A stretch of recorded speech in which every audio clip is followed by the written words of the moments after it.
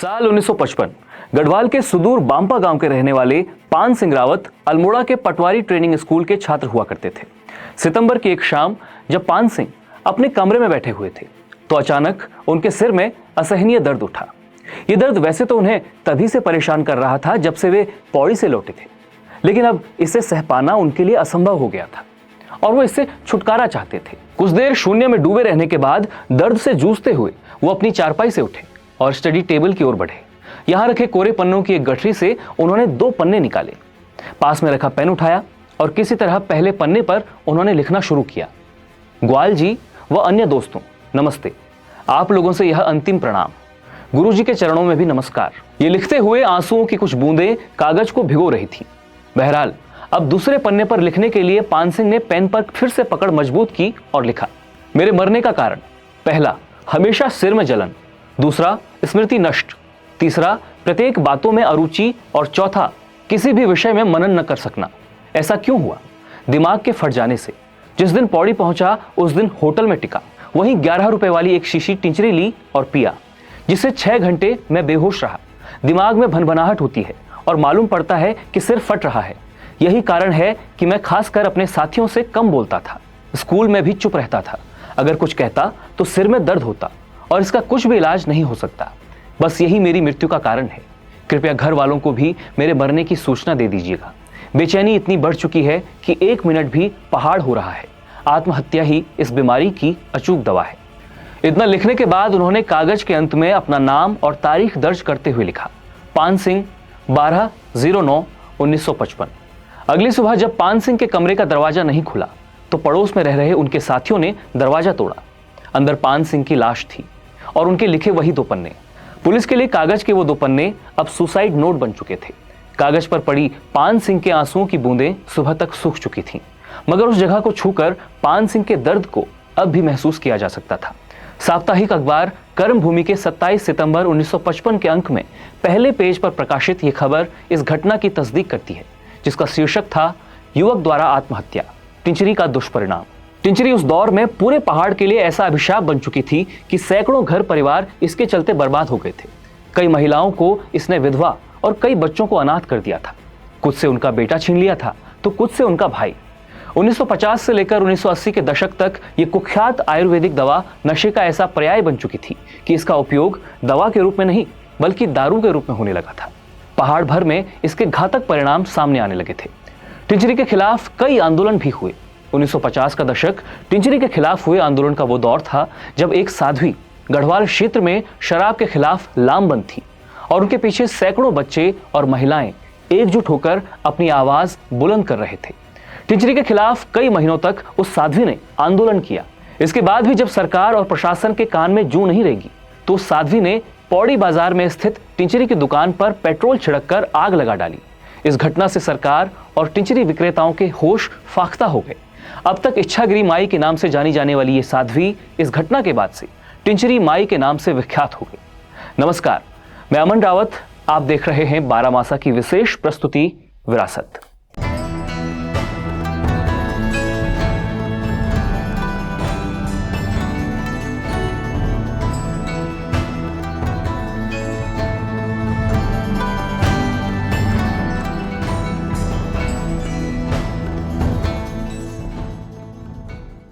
इच्छागिरी माई का जीवन तमाम संघर्षों से भरा रहा, मगर इस नाम से उनके जीवन की शुरुआत नहीं हुई थी। उनका असल नाम दीपा नौटियाल था। घर वाले प्यार से उन्हें ठगुली कहकर बुलाते थे। पौड़ी गढ़वाल के थलीसैंण ब्लॉक में प्राकृतिक सुंदरता के बीच बसे दूधातोली क्षेत्र के मंजूर गांव में रूपा देवी और रामदत्त नौटियाल के घर दीपा का जन्म हुआ था। उनका जन्म वर्ष अनुमानित तौर पर 1917 माना जाता है। उनका जीवन इतना त्रासद रहा कि जब वो महज 2 साल की थीं तो उनकी मां इस दुनिया से चल बसी। मां के गुजर जाने के 3 साल बाद ही पिता का साया भी उनके सिर से उठ गया। 5 साल की ठगुली अब इस दुनिया में अनाथ थी। ऐसे में रिश्ते के चाचा ने उनका पालन पोषण किया। चाचा की खुद की भी गृहस्थी थी तो ठगुली को वो भी बहुत वक्त तक नहीं पाल सकते थे। लिहाजा महज 7 साल की उम्र में ठगुली की शादी गवाणी गांव के गणेश राम नवानी से करा दी गई। फौज में हवलदार गणेश राम उम्र में ठगुली से 17 साल बड़े थे। पति पत्नी की उम्र में यह फासला और बाल विवाह दोनों का ही उस दौर में प्रचलन था। दिवंगत फोटोग्राफर और पत्रकार कमल जोशी ने अपनी किताब चल मेरे पिट्ठू दुनिया देखे में ठगुली की शादी से जुड़े किस्से का जिक्र करते हुए लिखा है, 7 वर्षीय दीपा के लिए उसका विवाह एक महत्वपूर्ण घटना थी। इसलिए नहीं कि वो नए जीवन में प्रवेश कर रही थी या नई जिम्मेदारी को उठाने वाली थी, बल्कि इसलिए कि उसे पहली बार छक कर गरम गरम पूरियां, कद्दू की सब्जी, रायता और सूजी खाने को मिली थी। मशक बीन की आवाज पर नन्ही दीपा हम उम्र बच्चों के साथ दौड़कर बारात देखने बाहर भाग गई थी। बड़ी मुश्किल से उसे यह कहकर अंदर लाया गया कि छोरी ब्योली है तू। सुबह नई धोती में बंडल सी लिपटी दीपा विदाई के समय सवारी के मजे लेने की गरज से दौड़कर डोली में बैठ गई। ससुराल में पूरे 5 जेठ थे। मायके से उसे बताकर भेजा गया था कि छों करी ऊंदगड़, यानी उन्हें छूना मत, मगर मासूम दीपा उन्हीं की गोद में जाकर खेलने लगी। रात हुई तो जेठानी के साथ चिपक कर सो गई। शादी के अगले ही दिन पति गणेश राम को रावलपिंडी जाना था, तो दीपा भी गौड़ी का पिछने बाछी सी, यानी गाय के पीछे उसकी बछिया की तरह गणेश राम के पीछे पीछे चली गई। अनाथ दीपा के लिए अब उसका सब कुछ गणेश राम ही थे। गणेश दीपा की नन्ही उम्र और मासूमियत की कदर किया करते थे। जब भी दीपा नहाने के लिए मना करती तो गणेश उससे कहते, नहाएगी तो गोरी मेम बन जाएगी, मैं फौजी हूं, लड़ाई में मारा गया तो गोरी मेम समझकर कोई भी तुझसे शादी कर लेगा। ये सुनते ही नन्ही दीपा नहाने के लिए हामी भर देती और मुंह पर साबुन भी लगाने देती। गणेश दीपा का खूब अच्छे से ख्याल रखते, उसे नहलाते, उसकी चुटिया बनाते और उसे अपने हाथों से खाना खिलाते। कुछ वक्त बाद गणेश क्वेटा छावनी आ गए। यहाँ बैरक में अपने परिवार वालों को रखने की सुविधा दी गई थी। कुछ अन्य फौजियों के परिवार वाले भी यहाँ रहा करते थे। पहाड़ के कई परिवार तब क्वेटा, कराची और लाहौर जैसे शहरों में थे। गणेश राम को भी यहाँ एक क्वार्टर मिल गया था, जहां वे दीपा के साथ खुशी खुशी रहने लगे। दीपा अब बाली उम्र पार कर चुकी थी। करीब 1 साल बाद दीपा ने यहाँ एक बच्चे को जन्म दिया। उनका जीवन खुशियों से जगमग हो उठा। कुछ साल बाद दीपा एक और बच्चे की मां बनी। सब ठीक ठाक चल रहा था, मगर इस बीच द्वितीय विश्व युद्ध का ऐलान हो गया। भारत तब ब्रिटिश साम्राज्यवाद का उपनिवेश था और युद्ध में ब्रिटेन मित्र राष्ट्रों की ओर से लड़ रहा था। ऐसे में ब्रिटिश सेना की ओर से जर्मनी के खिलाफ कई भारतीय सैनिक न चाहते हुए भी युद्ध का हिस्सा बने। गणेश राम को भी फ्रंट पर लड़ने के लिए बुलाया गया। क्वेटा में अपनी पत्नी दीपा और 2 बच्चों को अकेला छोड़कर गणेश राम फ्रांस पहुंच गए। उन्हें क्या पता था कि इस बार जब वो युद्ध के मैदान में आने से पहले दीपा और अपने बच्चों से मिले थे, वो उनकी अंतिम मुलाकात थी। करीब 4 महीने युद्ध क्षेत्र में मजबूती से टिके रहने के बाद गोली लगने से मारे गए। द्वितीय विश्व युद्ध के दौरान भारत के 87,000 से ज्यादा सैनिक मारे गए थे, जबकि 64,000 से ज्यादा घायल हुए थे। यह खबर दीपा को मिली तो एक पल के लिए मानो आंखों के सामने अंधकार छा गया। कुछ दिन तो खाने पीने की भी सुध नहीं रही। गणेश राम का चेहरा उसकी आंखों के सामने आता और उसकी कही वो बात दीपा का दिल कचोट देती कि नहाएगी तो गोरी मेम बन जाएगी, फौजी हूं, लड़ाई में मारा गया तो गोरी मेम समझकर कोई भी तुझसे शादी कर लेगा। समय बीतने के साथ पति के विरह में दीपा के आंसुओं का सैलाब कुछ सूख चुका था। एक दिन कंपनी कमांडर ने दीपा को अपने ऑफिस में बुलाया। तब भारत में रह रहे अंग्रेज अधिकारी काफी हद तक हिंदी बोल और समझ लिया करते थे। अंग्रेज कंपनी कमांडर ने दीपा से कहा, तुम्हारा पति बहुत बहादुर जवान था। दुश्मन सेना के 10 सिपाहियों को उसने अकेले मार गिराया। उसकी बहादुरी से खुश होकर सरकार ने उसके नाम पर 5,000 रुपए का इनाम देने की घोषणा की है। कुछ रुपया कंपनी के जवानों ने भी तुम्हारे लिए जमा किया है, वो भी तुमको मिल जाएगा। तनख्वाह और बाकी दूसरे हिसाब में भी जो कुछ निकलेगा सब कुछ तुम्हें दिया जाएगा। तुम्हारे पेंशन के पेपर लैंसडाउन में तैयार होंगे। तुम अपना सामान पैक करो और जाने की तैयारी करो। परसों तुम्हारे साथ एक जूनियर ऑफिसर भी जाएगा। लैंसडाउन में तुम्हारे पेंशन के सारे पेपर वो तैयार करवा देगा। लैंसडाउन से तुम अपने गांव खुद जा सकती हो ना। इस पर दीपा ने सिर हिलाते हुए हामी भरी। 2 दिन बाद दीपा और उसके दोनों बच्चे एक अंग्रेज ऑफिसर के साथ क्वेटा से चल दिए लैंसडाउन के लिए। रास्ते में उस अंग्रेज अधिकारी ने दीपा को किसी भी तरह की कोई परेशानी नहीं होने दी। दीपा के बच्चे की तबीयत खराब हुई तो अंग्रेज अफसर ने उसे एक डॉक्टर को भी दिखाया और खुद ही दवाई लाकर भी दी। लैंसडाउन पहुंचकर उसने दीपा के पेंशन के कागज तैयार करवाए और बाकी का पैसा पोस्ट ऑफिस में जमा करवा दिया। 2-3 दिन लैंसडाउन में ठहरकर दीपा अपने गांव गंवाणी के लिए पैदल चल पड़ी। करीब 2 से 3 दिन बाद दीपा अपने ससुराल पहुंची। जो अंग्रेज अफसर दीपा को लैंसडाउन तक छोड़ने आया था, उसकी तारीफ में दीपा कई बार कहा करती थी, हम अंग्रेजों के बहुत से दुर्गुणों की बातें करते हैं, लेकिन कभी उनके सद्गुणों की चर्चा नहीं करते। मैं अकेली औरत अपने 2 बच्चों के साथ एक अंग्रेज सिपाही के साथ चलकर पाकिस्तान से अपने गांव तक पहुंची। वो जितनी हिफाजत से हम तीनों को लेकर आया, उतनी हिफाजत तो मुझे कभी अपनों के साथ भी महसूस नहीं हुई। अगर कोई भारतीय मेरे साथ आता तो शायद मेरा पैसा लूटने के साथ ही मुझे भी बेच खाता, मगर उस अंग्रेज अफसर ने ऐसा नहीं किया। बहरहाल दीपा अपने दोनों बच्चों के साथ अब अपने गांव में थी। घर वालों को भी गणेश राम की मौत की सूचना मिल चुकी थी। गांव के लाल की मौत पर पूरा गांव इकट्ठा हुआ था। लेकिन पति की मौत के बाद ससुराल वालों का व्यवहार दीपा के लिए बदल चुका था। सिर्फ 5 साल की उम्र में अनाथ हो चुकी दीपा 19 साल की उम्र में विधवा भी हो चुकी थी और ससुराल वालों ने जता दिया था कि जवान विधवा बहू की जिम्मेदारी अब वो नहीं ले सकते। उसे खुद ही अपना और अपने बच्चों का इंतजाम करना था। उसे अपशकुनी कहा जाने लगा था। उस दौर में विधवा हो चुकी महिलाओं का इस तरह से तिरस्कार किया जाना और उनके साथ इस तरह की बदसलूकी कोई असामान्य बात नहीं थी। विधवाओं को हाशिए पर धकेलने वाले समाज से दीपा को वितृष्णा होने लगी थी। दीपा के पास कुछ पैसा तो था, मगर अपने ही गांव में कोई भी उसे अपनाने को तैयार नहीं था। ऐसे में गांव के ही एक बुजुर्ग, जो दीपा को अपनी बेटी समान मानते थे, उसका सहारा बने। कुछ वक्त दीपा उन्हीं के घर पर रही, मगर उसके जीवन में अभी और आपदाएं आनी बाकी थी। कुछ साल बाद गांव में हैजे का ऐसा प्रकोप हुआ कि इसने उसके दोनों बच्चों को लील लिया। बच्चों के साथ ही उन बुजुर्ग की भी मौत हो गई, जिन्हें दीपा चाचा कहकर बुलाती थी और जो दीपा का तब सहारा बने थे जब हर किसी ने उसे अस्वीकार किया था।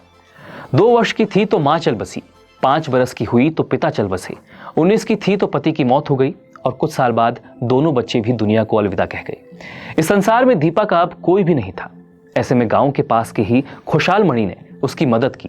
दीपा के परिवार से जुड़े लोकेश नवानी बताते हैं, माई को जब ससुराल में किसी ने पनाह नहीं दी तो वो कोटद्वार में शिव के मंदिरों में भी रही। शिव के इन मंदिरों को पहाड़ में तब महादेव कहा जाता था। दरअसल हमारे गांव के पास ही गुइला नाम के गांव में, जहां हमारे जजमान लोग रहा करते हैं, एक ड्राइवर थे जिनका नाम था खुशहाल मणि। वो मेरे दादा जो लगते थे। ठगुली को जब किसी ने रहने के लिए जगह नहीं दी तो खुशहाल मणि जी ने उसकी मदद की और कुछ दिन वो कोटद्वार में उन्हीं के घर रही। मगर फिर उन्होंने ठगुली को कोटद्वार के भावर में स्थित किसी महादेव में छोड़ दिया। अकेले और बिना किसी उद्देश्य के रहना ठगुली के लिए मुश्किल था। दुखों के इस पहाड़ को झेल पाने का सामर्थ्य भी अब उसके अंदर नहीं था। लिहाजा वो लाहौर की ओर चल गई और वहां एक मंदिर में रहने लगी। ठगुली यानी दीपा अब सन्यासी हो चुकी थी। लाहौर में ही एक विदुषी माई से उनकी मुलाकात हुई, जिनकी छत्र छाया में दीक्षा लेकर कुछ वक्त बाद उन्हें इच्छागिरी माई नाम मिल गया। अब तक उन्होंने अपने बाल भी मुंडवा लिए थे। साल 1947 में देश आजाद हुआ तो इच्छागिरी माई के जीवन में एक और बड़ा बदलाव हुआ। इस बारे में कमल जोशी अपनी किताब में लिखते हैं, सन 47 के विभाजन ने इच्छागिरी माई को आदमी के हैवान बनने के दृश्य दिखाए। क्यों और कैसे आदमी हिंदू व मुसलमान बन जाता है। कल तक बहन बेटी कहने वाली औरत से ही वो बलात्कार करने लगता है। बेटे की तरह गले लगाने वाले बच्चों को किस कसूर से वो छुरा भोंक देता है। जीवन के आखिरी दिनों तक ये सवाल उसे सालते रहे। वो चुप रहने वालों में से नहीं थी। उसने अपनी भूमिका तलाशी और इस पागलपन के खिलाफ लाहौर में संघर्ष करना शुरू कर दिया। पर गुरु माई ने उनसे कहा कि पगलाया आदमी कुछ नहीं सुनेगा और जबरदस्ती माई को हरिद्वार भेज दिया, ये कहकर कि इसी में तेरा हित है। लाहौर से निकलकर अब इच्छागिरी माई हरिद्वार पहुंची, मगर यहाँ भगवा चोला ओढ़े, गले में माला और माथे पर तिलक लगाकर घूम रहे छद्म संतों की करतूतें देखकर माई खुद को सन्यासिनी कहने में शर्म महसूस करने लगी। वो कहा करती थी, जोगी सुबह नहाने जाते तो लंगोट में मछलियां छुपा कर लाते। साधु नहीं थे, वो तो खादू थे, खादू। सुल्फा भांग पीकर पड़े रहना, ये सन्यास है क्या? माई ने हरिद्वार में रह रहे ढोंगी और पाखंडी साधुओं के खिलाफ मोर्चा खोल दिया। इससे अब तक खुलेआम नशा, मांस मदिरा पी रहे फरेबी साधु कुछ डरने लगे और कई तो हरिद्वार छोड़कर ही चले गए। फर्जी साधुओं पर नकेल कसने की इस लड़ाई में माई अकेली थी, मगर फिर भी लड़ती रही। टिचरी माई पर नाटक लिख चुकी प्रसिद्ध रंगकर्मी वसुंधरा नेगी बताती हैं कि जब माई हरिद्वार में थी तो वो किसी अखाड़े में शामिल हो गई थी। इच्छागिरी माई का एक फोटो भी हरिद्वार के एक आश्रम में आज भी मौजूद है। दिलचस्प है कि टिचरी माई के चरित्र को मंच पर प्रस्तुत करने के लिए वसुंधरा ने एक बार अपना सिर तक मुंडवा लिया था। निश्चित रूप से रंगमंच के प्रति उनके समर्पण को जाहिर करता है। बहरहाल हरिद्वार के चंडी घाट स्थित काली मंदिर में करीब 9 महीने रहने के बाद इच्छागिरी माई कोटद्वार आकर रहने लगी। कोटद्वार में उनका कोई निश्चित ठिकाना नहीं था। माई को करीब से जानने के लिए बारामासा उस घर में भी पहुंचा जहां इच्छागिरी माई अलग अलग समय अंतरालों में करीब 1.5 दशक से ज्यादा वक्त तक रही। कोटद्वार में पटेल मार्ग स्थित सालों पुरानी ये इमारत हाफिज बिल्डिंग के नाम से मशहूर है। इसी बिल्डिंग में जगदीश प्रसाद सुंदरयाल का करीब 8 दशक पुराना घर है, जिसमें कभी इच्छागिरी माई रहा करती थी। साल 1951 आते आते इच्छागिरी माई कोटद्वार के सिगड्डी भाबर क्षेत्र में झोपड़ी बनाकर रहने लगी। इस इलाके के लोग उस दौर में पानी की किल्लत की समस्या से जूझ रहे थे। ऐसे में इच्छागिरी माई ने इस ओर प्रयास करने शुरू किए। सबसे पहले वो डिप्टी कलेक्टर के पास पहुंची, मगर यहाँ उनकी बात को गंभीरता से नहीं लिया गया। फिर वो पौड़ी में जल निगम के कार्यालय भी गई, लेकिन यहाँ भी बात नहीं बन सकी। माई तब जल संसाधन विभाग पहुंची, जहां कार्यकारी अभियंता ने उन्हें बड़े आदर के साथ बिठाया और पानी के लिए पूछा। माई ने सिगड्डी में पानी की समस्या से जब उन्हें अवगत कराया तो नम्रतापूर्वक उन्होंने माई को जवाब दिया, माई, हमने लिखकर भेजा हुआ है। सच कहूं तो जल्दी की उम्मीद नहीं है, क्योंकि वहां पानी लाने में खर्चा बहुत है। ऊपर गदेरे से पाइप बिछाने होंगे, उन सभी गांवों में डिग्गियां बनानी होंगी और एक मुख्य टैंक का निर्माण भी करना होगा, मगर इतना पैसा अभी योजना में नहीं है। कुछ देर की बहस के बाद माई ने कहा, कौन दे सकता है इतना खर्च? अभियंता साहब ने कुछ देर सोचकर जवाब दिया, केंद्र ही दे सकता है। माई ने कहा, अच्छा, तो नेहरू से मिलना होगा। अभियंता साहब ने कुछ देर आश्चर्य भरी निगाहों से माई को घूरा और फिर माई ऑफिस से बाहर निकल गई। अगली सुबह माई कोटद्वार से बस पकड़कर दिल्ली के लिए रवाना हो गई। दिल्ली की चकाचौंध में कुछ सक पकाते हुए माई ने एक सड़क पार की और सफेद वर्दी में ट्रैफिक कंट्रोल कर रहे पुलिसकर्मी से पूछा, मुझे नेहरू से मिलना है, बस कहां से मिलेगी? उक्त पुलिसकर्मी ने भी उसी निगाह से माई को घूरा जिस तरह अभियंता साहब ने घूरा था और फिर कहा, क्यों मिलना चाहती हो? माई ने भी आवाज ऊंची करते हुए जवाब दिया, काम तुम्हें बताना होगा या नेहरू को? कुछ देर इधर उधर देखने के बाद पुलिसकर्मी ने कहा, आगे फव्वारा है, वहां से केंद्रीय सचिवालय के लिए बस जाती है, वहां से पास ही नेहरू जी की कोठी है। केंद्रीय सचिवालय पहुंचने के बाद रास्ता पूछते पूछते माई त्रिमूर्ति भवन पहुंच गई। नेहरू की कोठी के मुख्य गेट पर कुछ गार्ड पहरा दे रहे थे। बिना डरे माई कोठी की ओर बढ़ने लगी। तभी एक गार्ड ने उन्हें रोका और सवाल किया, कहां जाना है? माई ने जवाब दिया, नेहरू जी से मिलना है। सन्यासिनी का सम्मान करते हुए गार्ड ने नम्रतापूर्वक कहा, माई, पंडित जी इस वक्त कोठी में नहीं है, बाहर गए हुए हैं। इस पर माई ने जब सवाल किया कि वो कब तक लौटेंगे तो गार्ड ने जवाब दिया, कुछ नहीं कह सकते, शायद आज रात या फिर कल तक। ये सुनकर माई कुछ हताश हुई और लौटने लगी, लेकिन मन में दृढ़ निश्चय किया कि नेहरू से मिले बिना वापस नहीं जाना है। ऐसे में वो वहीं सड़क किनारे एक बड़े से पेड़ के नीचे पहुंची और अपना डेरा डाल दिया। नवंबर का महीना था और ठंड का मौसम दस्तक दे रहा था, लिहाजा माई कोटद्वार से अपने साथ एक चादर भी लाई थी। रात तक इंतजार किया, मगर नेहरू नहीं आए तो पूरी रात माई ने इसी पेड़ के नीचे गुजारी। अगला दिन भी इसी तरह नेहरू जी के इंतजार में ढल गया। तीसरे दिन माई फिर से उस कोठी के पास पहुंची और पूछा तो पता चला कि रात को नेहरू जी पहुंच चुके हैं। कुछ देर बाद मेन गेट से एक एक कर कारों का काफिला निकलना शुरू हुआ। दूसरी कार में नेहरू जी बैठे थे। उन्हें संसद भवन पहुंचना था। धीमी गति से निकलती कारों की रफ्तार बढ़ती देख माई नेहरू की कार के सामने आ गई। पुलिस वाले उन्हें रोकने को दौड़े, लेकिन नेहरू ने यह सब देखकर ड्राइवर से गाड़ी रोकने को कहा। 2 रातों से ठंड में पेड़ के नीचे इंतजार करती माई थकी हुई और गुस्से में थी। एक सन्यासिनी को ऐसी स्थिति में देख नेहरू ने उनकी नाराजगी का कारण पूछा। माई ने नेहरू का हाथ थामते हुए जवाब दिया, अरे जवाहर, तेरे राज में सिगड्डी की बहु बेटियों को पानी के लिए कितना परेशान होना पड़ रहा है, तुझे मालूम है? देश के प्रधानमंत्री को तू कहकर संबोधित होते देख वहां मौजूद अन्य मंत्री, सचिव और गार्ड भी चकित थे, मगर नेहरू ने माई द्वारा उन्हें कहे गए इस तू में छिपे अपनत्व को अच्छे से समझा। इस बीच माई ने नेहरू का हाथ थामा हुआ था तो नेहरू ने देखा कि माई का शरीर तप रहा था। फिर उन्होंने माई के माथे में हाथ फेरा तो माथा भी बहुत तेज गर्म था। नेहरू ने अपने अधिकारियों से माई को अस्पताल ले जाने को कहा, मगर माई इससे पहले सिगड्डी में पानी के लिए नेहरू का आश्वासन चाहती थी। एक बार फिर से बेझिझक होकर उन्होंने नेहरू से कहा, बोल, पानी देगा कि नहीं? नेहरू ने माई की बात मानी और संबंधित सचिव को शीघ्र अतिशीघ्र मामले में आवश्यक कार्यवाही के आदेश दिए। कुछ दिन माई अस्पताल में ही रही। इस दौरान नेहरू एक बार उनका हाल चाल पूछने भी आए। माई कोटद्वार लौटी तो देखा कि सिगड्डी के आसपास पूरे इलाके में बड़ी हलचल है। जल विभाग के तमाम अधिकारी और कर्मचारी सिगड्डी और आसपास के गांवों में कई दौरे कर चुके थे। पाइप बिछाने का काम तेजी से होने लगा था और पानी की डिग्गियों के लिए भी जरूरी सामान पहुंच चुका था। कुछ ही दिनों में पानी की व्यवस्था भी चकाचक हो गई और इच्छागिरी माई का नेहरू की कार के आगे आकर उनसे अपनी मांग मनवाने का किस्सा इलाके भर में चर्चित हो गया। उत्तराखंड में एक तरह से यह इच्छागिरी माई की पहली बड़ी जीत थी, लेकिन सिगड्डी में उनका सफर ज्यादा लंबा नहीं रहा। कमल जोशी इस बारे में लिखते हैं, माई सिगड्डी में भी ज्यादा नहीं रह पाई। जिस सिगड्डी के पानी के लिए दिल्ली गई थी, वहीं के एक प्रभावशाली व्यक्ति ने उसकी कुटिया की जागीर पटवारी से मिलकर अपने नाम अलॉट करवा दी। तब माई चुपचाप मोटा ढाक आ गई। तू अपने अधिकार के लिए लड़ी क्यों नहीं? ये पूछने पर माई ने जवाब दिया था, कुटिया मेरी थी, अपने स्वार्थ के लिए लड़ना पड़ता मुझे।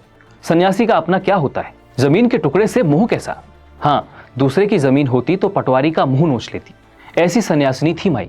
मतलबी दुनिया से खिन्न माई ने अपना स्वभाव नहीं बदला। बहरहाल माई अब मोटा ढाक आकर रहने लगी। यहाँ मोहन सिंह नाम के एक अध्यापक ने उनके लिए एक कमरे की व्यवस्था कर दी थी। एक दिन बातों बातों में मोहन सिंह ने माई से जिक्र किया कि इस इलाके में बच्चों के लिए कोई स्कूल नहीं है, लिहाजा बच्चों को कई किलोमीटर दूर पैदल जाना पड़ता है। कई बार तो जंगली जानवरों का खतरा भी रहता है। माई को अपने पढ़े लिखे न होने का मलाल जीवन भर रहा था। वो अपने क्षेत्र की आने वाली पीढ़ी को अपनी तरह अशिक्षित नहीं देखना चाहती थी। लिहाजा स्कूल निर्माण को माई ने अपना मिशन बना लिया। उन्होंने सबसे पहले खुद स्कूल के लिए 150 रुपए दान किए और फिर घर घर जाकर इसके लिए चंदा भी जमा किया। इसके साथ ही तमाम अफसरों और जनप्रतिनिधियों से भी मुलाकात की और जब स्कूल के लिए जमीन की व्यवस्था हो गई तो माई ने खुद नजीमाबाद जाकर स्कूल के लिए ईंटें, सरिया और सीमेंट खरीद कर भी दान किया। करीब 3 महीने बाद 1 जुलाई 1954 के दिन सुबह 7 बजे मोटा ढाक में जूनियर हाई स्कूल का उद्घाटन हो गया। 13 जुलाई 1954 को कर्मभूमि अखबार में प्रकाशित खबर के मुताबिक इस स्कूल की प्रेरणा का मुख्य श्रेय इच्छागिरी माई को है, जिन्होंने सर्वप्रथम दान देकर प्रेरणा दी। मोटा ढाक में स्कूल निर्माण पूरा होने के बाद इच्छागिरी माई यहाँ भी ज्यादा समय नहीं रही और यहाँ से उनके जाने का कारण भी व्यथित करने वाला ही रहा। इस बारे में कमल जोशी ने अपनी किताब में लिखा है, माई ने संन्यास लेने के बाद रिश्ते नाते तोड़ दिए थे, पर कहीं हृदय में उस पति के लिए कोई कोना स्पंदित था जिसने उसे एक अभिभावक की तरह स्नेह दिया था। जब उसने स्कूल के लिए किए गए अपने कार्यों के एवज में अपने पति के नाम का एक पत्थर स्कूल में लगाना चाहा तो कुछ लोगों ने बवाल मचा दिया। हालांकि बाद में स्कूल में पत्थर तो लग गया, परंतु लोगों के व्यवहार के पत्थर की चोट जो माई के हृदय पर लगी थी, उससे दुखी माई झोला उठाकर बद्रीनाथ चली गई और पूरे 9 साल तक वहां रही। वहां भी माई पंडों के व्यवहार से दुखी हो उठी। माई के हिस्से अभी बहुत महत्वपूर्ण कार्य थे। वो शांति से बद्रीनाथ में कैसे रह सकती थी? बद्रीनाथ में सालों गुजारने के बाद माई अपने क्षेत्र पौड़ी लौट आई और एक कुटिया में रहने लगी। इच्छागिरी माई के टिंचरी माई बन जाने की पृष्ठभूमि यही लिखी जानी थी। हुआ ये कि डाक खाने के पास की शराब की दुकान के बाहर एक शराबी खड़ा था जो वहां से गुजरती महिलाओं पर अश्लील फप्तियां कस रहा था और उनसे छेड़छाड़ की कोशिश कर रहा था। उसे देखकर तो माई को गुस्सा आया ही, लेकिन वो इसलिए भी व्यथित हुई कि महिलाएं उस शराबी को सबक सिखाने की जगह चुपचाप उसकी हरकतों को सहन कर रही थी। माई ने गुस्से भरी निगाह से उस शराबी की ओर देखा तो वो दबी जुबान में कुछ बड़बड़ाता और लड़खड़ाता हुआ वहां से चल दिया। यहीं से इच्छागिरी माई के जीवन का एक नया संघर्ष भी शुरू हुआ। लेकिन उस पर चर्चा करने से पहले ये समझना जरूरी है, पहाड़ में शराब और नशे का फैलाव कब और कैसे हुआ। राजशाही के दौर यानी 1815 तक इस क्षेत्र में शराब का प्रचलन लगभग न के बराबर था। हालांकि सीमांत जनजातीय समाज के लोगों से शराब परंपरागत रूप से जुड़ी हुई थी, मगर अन्य लोगों में शराब का चलन नहीं था। 1880 के बाद ब्रिटिश काल में शराब की कुछ दुकानें खुली। छावनियों और हिल स्टेशन में बसने से इसे रफ्तार मिली। नैनीताल समाचार के अनुसार 1822-23 में कुमाऊं से शराब, दवाओं और अफीम का सम्मिलित राजस्व सिर्फ 534 रुपए था, जो 1837 में 1300 रुपए, 1872 में 18,673 रुपए और 1882 में 29,013 रुपए हो चुका था। सरकार को शराब से अच्छा राजस्व मिल रहा था और शराब का कारोबार धीरे धीरे पहाड़ भर में पैर पसारने लगा था। 2 जनवरी 1893 के अंक में अल्मोड़ा अखबार ने इस बारे में लिखा, जो लोग शराब के लती हैं वे तुरंत ही अपना स्वास्थ्य संपत्ति खोने लगते हैं, यहाँ तक कि वे चोरी, हत्या तथा अन्य अपराध भी करते हैं। सरकार को लानत है कि वह सिर्फ आबकारी रेवेन्यू की प्राप्ति के लिए इस तरह की स्थिति को शह दे रही है। शराब का चलन पहाड़ में लगातार बढ़ रहा था और देश के आजाद होने तक पहाड़ में जगह जगह शराब के कई ठेके खुल चुके थे। 1950 के दशक की शुरुआत में न सिर्फ अंग्रेजी शराब बल्कि देशी और कच्ची के अलावा आयुर्वेदिक दवाओं का भी नशे के लिए इस्तेमाल किया जाने लगा। दरअसल ये बिकती तो आयुर्वेदिक दवाओं के तौर पर थी, मगर इनमें अल्कोहल की मात्रा 40 से 90% तक होती थी। ये अंग्रेजी शराब से भी ज्यादा नशीली और हानिकारक थी, लेकिन कम दामों में मिलने के चलते अधिकतर गरीब मजदूर वर्ग के लोग ही इसे पीने लगे थे। इन आयुर्वेदिक दवाओं में टिंचर जिंजरेवाइटिस मुख्य थी। पहाड़ी लोगों में टिंचर या टिंचरी के नाम से कुख्यात थी और इसे पीने वालों की संख्या लगातार बढ़ रही थी। इसका प्रचलन इतना बढ़ गया था कि पहाड़ में जगह जगह टिंचरी का विरोध होने लगा। इसके दबाव में आकर सरकार ने इन कथित दवाओं को शराब घोषित कर दिया और इसे बेचने के लिए लाइसेंस भी अनिवार्य कर दिया। 11 मई 1954 को कर्मभूमि अखबार ने इस खबर को प्रकाशित करते हुए लिखा, यूपी सरकार ने अपने 10 अप्रैल 1954 के गजट द्वारा समस्त शराब मिली हुई दवाइयों को शराब घोषित कर दिया है। अब स्प्रिट, इथरस, नाइट्रोसी, टिंचर कार्ड, टिंचर जिंजवेरिस, टिंचर लेबेंडुला, एक्वा एनीसी आदि मद्य मिश्रित दवाइयां बेचने के लिए एक्साइज लाइसेंस लेना होगा और फिर भी बिना किसी रजिस्टर्ड मेडिकल प्रैक्टिशनर के लिखित आदेश के ये नहीं बिक सकेगा। इस दौरान कुल 175 दवाओं को शराब घोषित किया गया, लेकिन इस पाबंदी का भी कोई असर नहीं हुआ और टिंचरी इसके बाद भी धड़ल्ले से बिकती रही। विक्रेताओं ने टिंचरी बेचने के कई रास्ते निकाल लिए और कभी गाजियाबाद से तो कभी कहीं और से टिंचरी के बड़े बड़े गैलन लाइसेंस सहित पहाड़ों में पहुंचने लगे। जनता का विरोध बढ़ा तो सरकार ने पौड़ी, श्रीनगर और पहाड़ के कुछ अन्य हिस्सों में शराब बंदी कर दी। लेकिन शराब और टिंचरी इसके बाद भी आसानी से बाजार में उपलब्ध थी। सरकार इसकी रोकथाम में इस कदर नाकाम थी कि कर्मभूमि के संपादक भैरव दत्त धूलिया ने सरकार को चेताते हुए अपने संपादकीय में लिखा, सरकार अगर सख्त कार्रवाई नहीं करती तो जनता को विवश होकर कानून अपने हाथ में लेना होगा और तब वो इन टिंचर की दुकानों को जला देगी और इनके व्यवसायियों को स्वतः उचित दंड देगी। उस दौर के अखबारों की रिपोर्ट बताती है कि टिंचरी का चलन पहाड़ में इस कदर बढ़ चुका था कि कई बच्चे और महिलाएं भी इसकी चपेट में आ गए थे। गौचर मेले से लेकर तमाम ऐसे मेले थौलों में तो टिंचरी की बिक्री कई गुना बढ़ जाती थी। पहाड़ के कई घर टिंचरी की वजह से सूने होने लगे थे। 1954 के आखिरी महीने में जब चंद्र सिंह गढ़वाली पौड़ी आए तो उन्होंने भी टिंचरी से बर्बाद होते पहाड़ों को देखा और फिर इसके खिलाफ प्रदर्शन भी किए। कर्मभूमि में उस साल छपी एक खबर के अनुसार गढ़वाली जब पौड़ी पहुंचे तो उन्होंने देखा कि एक आदमी टिंचरी के नशे में धुत होकर अपनी मां को लातों से पीट रहा था।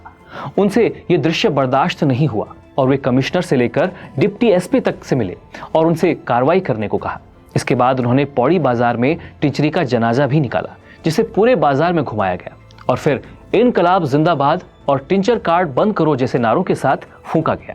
इस प्रदर्शन के बाद सर्वसम्मति से प्रस्ताव पारित करते हुए प्रदर्शनकारियों ने सरकार से मांग की कि टिंचरी की बिक्री पर प्रतिबंध लगाया जाए और टिंचर विक्रेता मित्तल और बलदेव सिंह से अनुरोध किया गया कि वे 1 हफ्ते के अंदर अपनी दुकानें बंद कर दें, अन्यथा जनता को उनके खिलाफ कार्रवाई पर उतारू होना पड़ेगा। पौड़ी में टिंचरी के कारोबार में मुख्य रूप से ज्ञानेंद्र प्रसाद मित्तल और बलदेव सिंह बंगारी शामिल थे। स्थानीय लोगों के अनुसार ज्ञानेंद्र मित्तल ने तब टिंचरी से जमकर पैसा कमाया था और पौड़ी में एक आलीशान घर भी बनवा लिया था। दिलचस्प है कि लोगों के बीच डॉक्टर मित्तल नाम से भी मशहूर वो आदमी अखबारों और पत्रिकाओं में नशे के खिलाफ लंबे चौड़े लेख भी लिखा करता था और दूसरी तरफ टिंचरी को उसने पहाड़ के कोने कोने तक पहुंचा दिया था। टिंचरी के खिलाफ जब पौड़ी में प्रदर्शन हुआ था तो उसमें मित्तल और बंगारी भी शामिल थे और उन्होंने घोषणा भी की थी कि वो अब टिंचरी नहीं बेचेंगे। लेकिन अगली ही रात मित्तल चोरी छिपे टिंचरी बेचते पकड़ा गया था। आगे चलकर मित्तल की गिरफ्तारी भी हुई, लेकिन टिंचरी का कारोबार लगातार फैलता ही रहा, बल्कि नई नई जगहों पर टिंचरी की दुकानों के खुलने का सिलसिला भी जारी रहा। जहां जहां ये दुकानें खुलती, इनके आसपास महिलाओं से छेड़छाड़, गुंडागिर्दी और चोरी की घटनाएं भी बढ़ने लगती।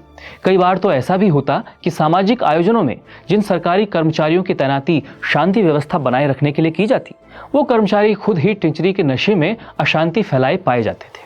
टिंचरी के कारण कई लोगों की जान तक चली गई थी, जिसमें वो पान सिंह रावत भी शामिल थे, जिनका जिक्र इस कार्यक्रम के शुरुआत में हमने किया था। लेकिन इतना सब होने के बाद भी सरकारी अधिकारी सिर्फ लोगों से अपील करने की औपचारिकता भर निभा रहे थे कि कृपया टिंचरी का उपयोग शराब के तौर पर न किया जाए।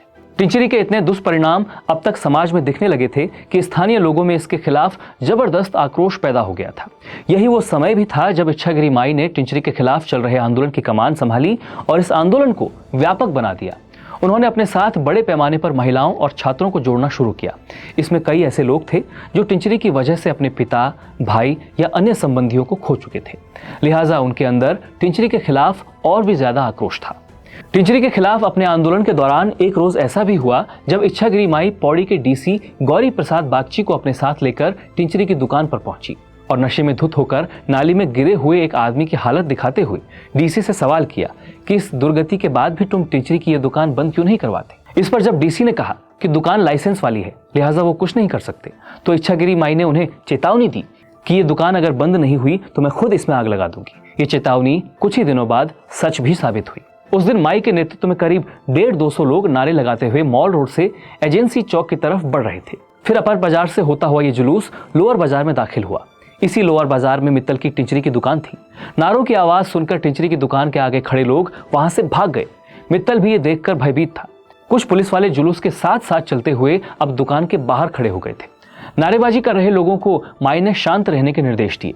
मित्तल और उसके साथी अपनी दुकान बंद कर अंदर ही दुबक गए। माई ने कई बार उनसे बाहर आने को कहा, मगर वो नहीं आए। कई बार दरवाजा खटखटाने पर भी जब दरवाजा नहीं खोला गया तो माई ने एक बड़ा सा पत्थर दरवाजे पर दे मारा और दरवाजा चरमरा गया। शराबी और शराब बेचने वाले खिड़कियों से भाग निकले। देखते ही देखते टिंचरी की दुकान पर माई ने मिट्टी का तेल छिड़ककर आग लगा दी और दुकान के अंदर रखी टिंचरी की बोतलें एक एक कर सड़क पर फेंकने लगी।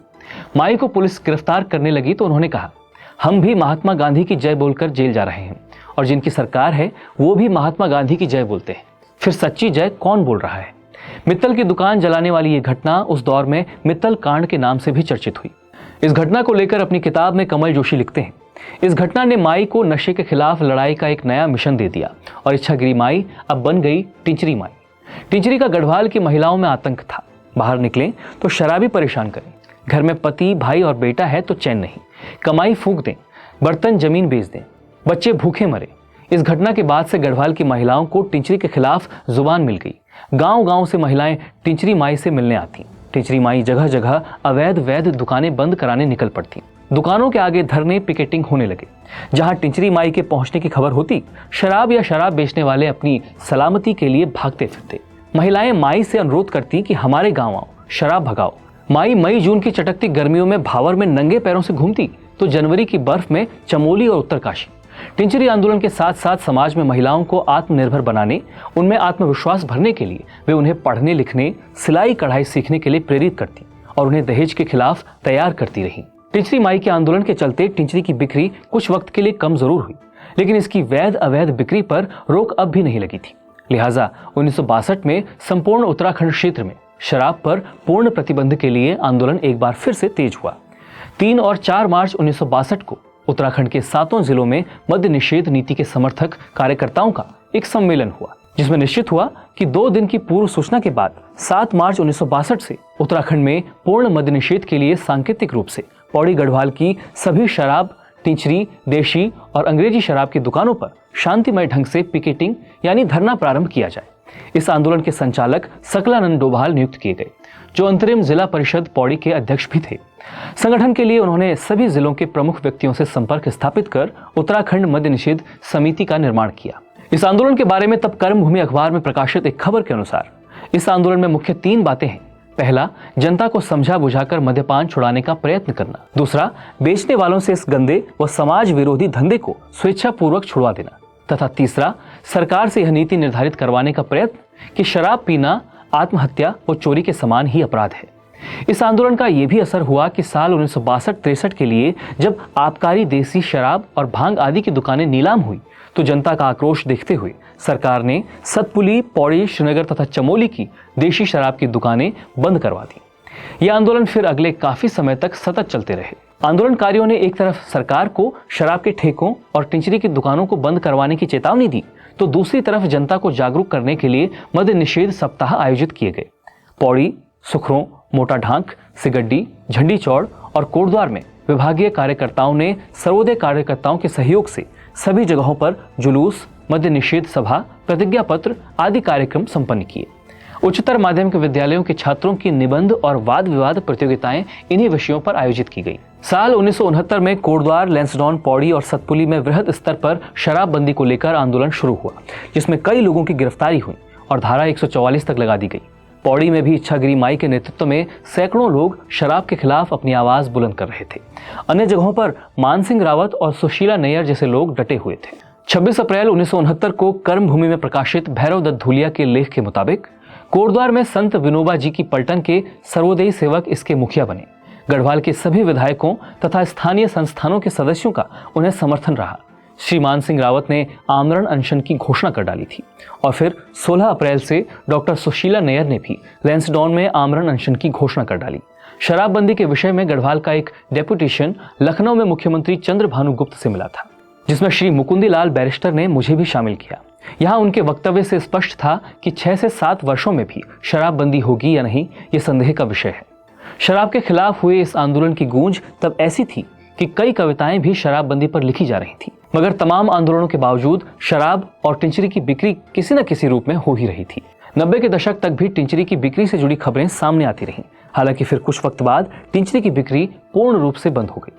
पौड़ी निवासी जयपाल सिंह बताते हैं कि लोअर बाजार में जब टिंचरी की दुकान खुली थी तो शराबियों का अड्डा होने की वजह से धीरे धीरे इसके पास कई सारी मीट मांस की दुकानें भी खुलने लगी। तब इसे टिंचरी गली के नाम से जाना जाता था। सालों बाद टिंचरी की दुकान बंद हो गई। तब मीट मांस की दुकानों की वजह से उस गली का नाम बुच्चड़ गली पड़ गया। टिंचरी माई का संघर्ष अक्सर सिर्फ शराब के खिलाफ चलाए गए उनके आंदोलन तक ही सिमट जाता है, जबकि उन्होंने उत्तराखंड में कई संघर्ष किए, जिनमें स्कूल खुलवाने से लेकर पानी की समस्या के लिए आंदोलन करना तक शामिल रहा है। साल 1969 के आसपास टिंचरी माई ने अपने ससुराल गंवाणी में एक पुल बनाने में भी सहयोग किया था। लोकेश नवानी बताते हैं, गंवाणी में उफनती हुई नदी मझगाड़ को पार करते हुए अक्सर स्कूली छात्र छात्राएं बह जाया करते थे। इसे गंवाणी गाड़ भी कहा जाता था, इसलिए इस इलाके में पुल की मांग वर्षों पुरानी थी। ऐसे में 1969 के आसपास जब इस जगह पुल बनना शुरू हुआ तो टिंचरी माई ने भी अपनी पेंशन के पैसों से सहयोग दिया। टिंचरी माई के अंतिम दिनों को याद करते हुए कमल जोशी लिखते हैं, सन 74 के आसपास की बात है। कोटद्वार में कर्म भूमि के संपादक स्वर्गीय भैरव दत्त धूलिया के घर में टिंचरी माई और पीताम्बर देवरानी बैठे थे। माई किसी वजह से अस्थिर थी, बातें करते करते उठती और जाने के लिए उद्यत होती। धूलिया जी के अनुरोध पर पुनः बैठ जाती। माई पुनः जाने को हुई तो धूलिया जी ने टोका और कहा, बैठती क्यों नहीं, कहाँ जाना है?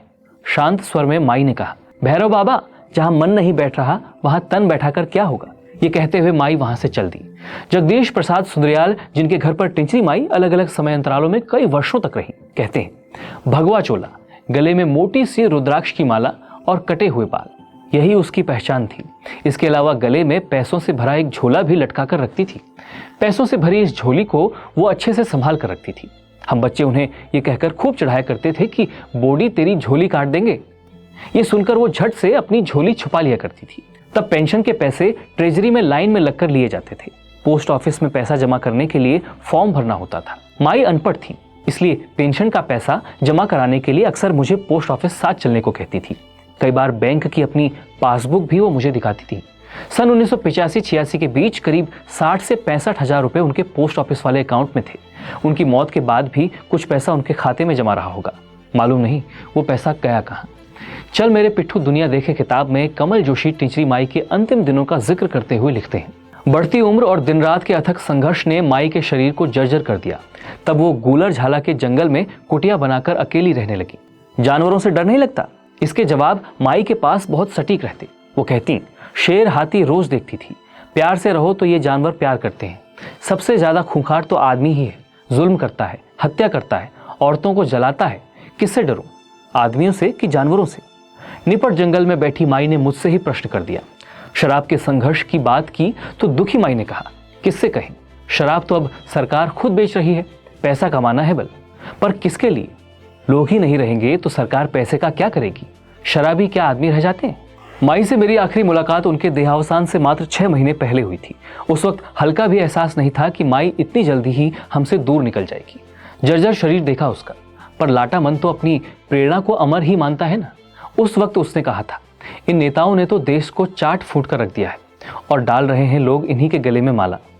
गले लगाकर उस वक्त उन्होंने कहा था, पहाड़ों को ख्याल रख्या हो, माँ बहनों का बारे में सोचा, यानी पहाड़ों का ख्याल रखना, माँ बहनों के बारे में सोचना। संभवतः पति की पेंशन का उनके पास कुछ पैसा था। वे उस जमा पूंजी से महिलाओं के लिए कुछ करना चाहती थी। असमंजस में थी, क्या करूं? कुछ ही दिनों में पता चला कि वो जमा पूंजी चुरा ली गई है। मोटा ढाक में उनसे हाल पूछने गया तो वो वहां नहीं थी। जानकारी चाहिए तो एक वृद्ध ने कहा, सांप और जोगी एक जगह थोड़ी मिलते हैं। जून 1993 के अंतिम सप्ताह में सिगड्डी के एक परिचित ने खबर दी कि 17 जून को माई चल बसी। यहाँ ये बताया जाना भी जरूरी है कि टिंचरी माई का एकमात्र चित्र जो लगभग हर कहीं उपलब्ध है, कमल जोशी ने ही अपने कैमरे से कैद किया था। टिंचरी माई की अंतिम यात्रा के बारे में प्रवेश नवानी बताते हैं, अपने अंतिम दिनों में माई रावत जी के घर पर ही रही, जो एक पूर्व अध्यापक थे। माई की तबीयत बिगड़ने पर वही उन्हें अस्पताल भी लेकर गए थे। उन्होंने मुझे बताया कि माई को अपनी मौत का आभास हो चुका था और कहा था कि जब मैं मर जाऊंगी तो मुझे हरिद्वार ले जाना और गंगा में डुबोकर 2-4 कट्टे नमक के मुझ पर बांध देना, मुझे गंगा में समाधि दे देना। रावत जी ने इसी तरह से उनका अंतिम संस्कार किया। हाल ही में टिंचरी माई को लेकर एक फिल्म भी बनी है। शुरुआत में इसके निर्देशन को लेकर प्रसिद्ध फिल्म मेकर तिग्मांशु धूलिया से बात की जा रही थी, मगर कुछ वजहों से बात नहीं बनी। बाद में इस फिल्म का निर्देशन केडी उनियाल ने किया। इस फिल्म को लोकेश नवानी ने लिखा है और निर्माण नवीन नौटियाल ने किया है। टिंचरी माई के संघर्षों की याद में उनके गांव गंवाणी में उनका एक स्मारक भी बनाया गया है। विरासत के अगले एपिसोड में फिर होगी मुलाकात। आपको ये कार्यक्रम पसंद आया हो तो इसे शेयर कीजिएगा और उसके साथ ही 12 मासों को मजबूत करने के लिए चैनल की पेड मेंबरशिप या सुपर थैंक्स का बटन दबाकर हमें सहयोग कीजिएगा, ताकि हम लाते रहें पहाड़ से जुड़ी हर जिज्ञासा की खुराक 12 मासा।